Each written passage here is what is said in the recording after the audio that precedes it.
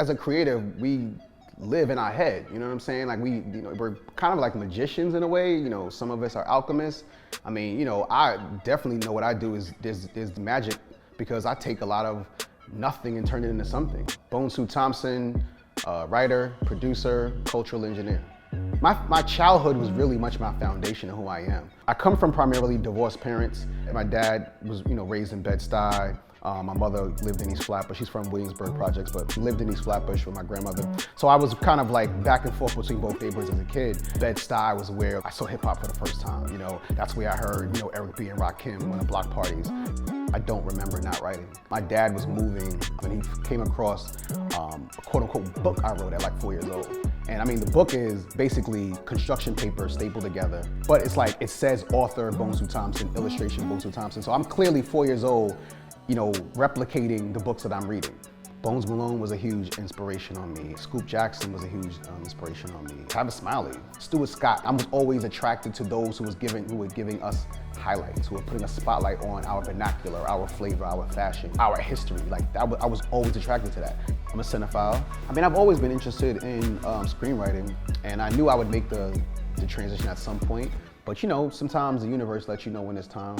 I hosted a party and I hired a DJ. The DJ happened to be a director, Aristotle, who I was familiar with. And he was like, I have an idea for a script and I really need a real writer.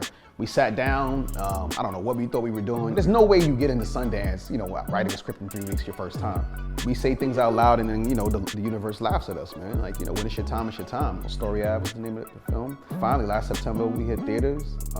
We were like the #1 independent film. Last week, we were nominated for NAACP Image Award.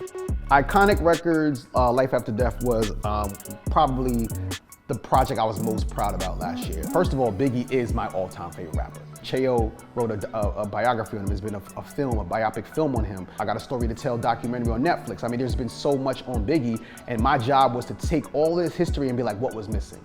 And I knew he passed when the album came out, so he never really got to speak on the making of, the process of that, making that album, this brilliant double album. I mean, who better to do that with than Angie Martinez? We have full support of the Warner Music Group.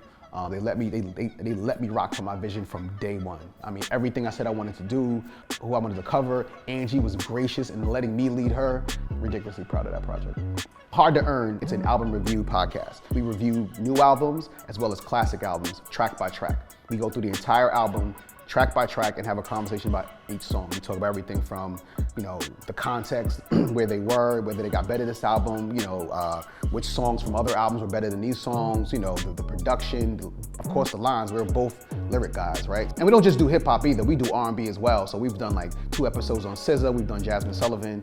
When the greats say that, they like my work, they appreciate it. When Sway texts me on like New Year's Eve, like, yo, keep being you, keep doing what you're doing, I'm on the right path.